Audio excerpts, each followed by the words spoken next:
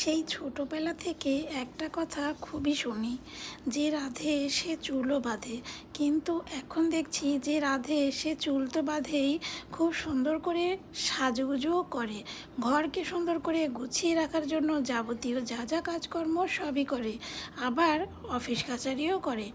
Office থেকে ফিরে এসে আবার বাচ্চার পড়াশোনাও করায়।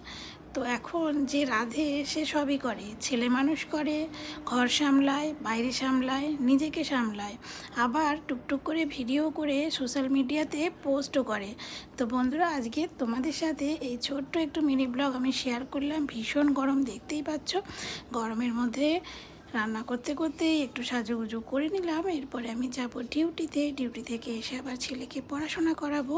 তো আজকে এই পর্যন্তই। আমার ভিডিও যদি তোমাদের ভালো লাগে তাহলে সাবস্ক্রাইব করে পাশে থেকো। টাটা, রাধে রাধে, হরে।